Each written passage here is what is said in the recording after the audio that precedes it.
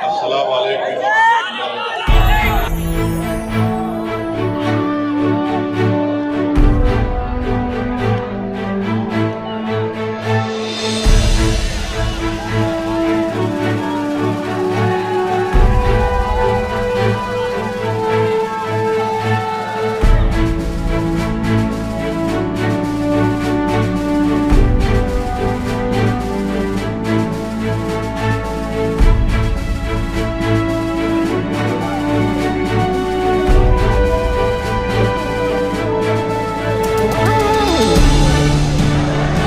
میرے عزیز دوستوں اور بزرگوں، میں آپ سے یہ گزارش کرنے آیا ہوں کہ آنے والے وِدھان سبھا کے چناؤ میں انشاءاللہ تعالی مجلس اتحاد المسلمین نہ صرف مظفر نگر شہر بلکہ ضلع مظفر نگر سے بھی اپنے امیدواروں کو، اپنے کینڈیڈیٹس کو میدان میں اتارے گی.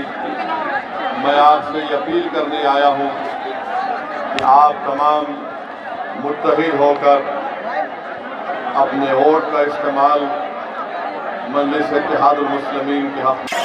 ایک سیاسی طاقت ہے، انہی کے مسائل کو حل کیا جاتا ہے، انہی کی تکالیف کو سنا جاتا ہے، اور انصاف ان سے ہوتا ہے جن کے پاس سیاسی طاقت ہوتی ہے. اگر آج آپ لوگ متحدہ طور پر اپنی آواز کو مضبوط نہیں کریں گے، اگر آپ لوگ اتر پردیش میں اپنی سیاسی قیادت کو نہیں بنائیں گے تو پھر نقصان ہمارا ہوگا. اگر اتر پردیش کی سیاست میں کسی کی اہمیت نہیں ہے تو وہ اتر پردیش کے 19% مسلمان ہیں. میں یہ اس لیے آپ سے کہہ رہا ہوں، میں صرف جذبات میں لانے کے لیے آپ کو نہیں کہہ رہا ہوں، بلکہ سچائی آپ کے سامنے بیان کر رہا ہوں.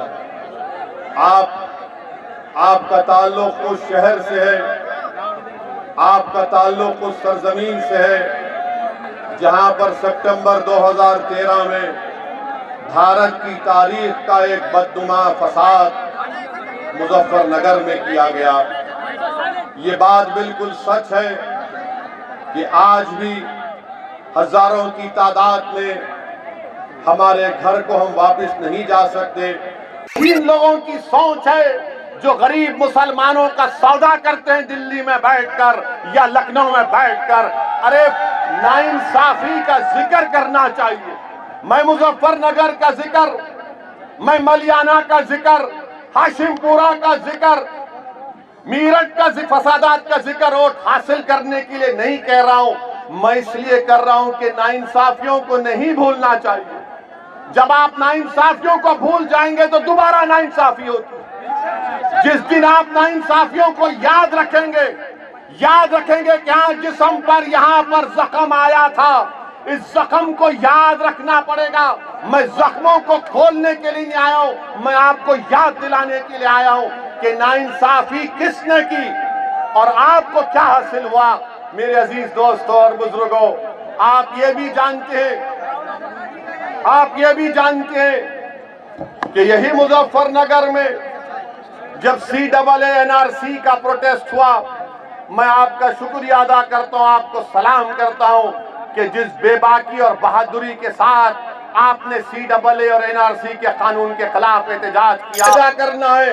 آپ کب تک ان تمام پارٹیوں کے لیے، ان کے نیتاؤں کے لیے دری بچھاتے تھے کہ یہ نیتا آ رہا ہے، سماجوادی کا نیتا، کانگریس کا نیتا، RLD کا نیتا، BSP کا نیتا. میرے عزیز دوستوں اور بزرگوں، اب دری بچھانے کا وقت نہیں ہے. اب آپ کو منچ پر کھڑے رہ کر اتر پردیش کی وِدھان سبھا میں جا کر اپنے مسائل کا حل تلاش کرنا پڑے گا. آپ اتنی بڑی طاقت میں یہاں پر ہیں. 19% اتر پردیش کے مسلمان ہیں، مگر آپ محتاج ہیں. کس کے محتاج ہیں ان تمام سیاسی پارٹیوں کے؟ ہر الیکشن میں آپ سے آ کر کہا جاتا ہے کہ دیکھو یہ ویدھان سبھا کے چناؤ آپ کے لیے زندگی اور موت کا چناؤ ہے۔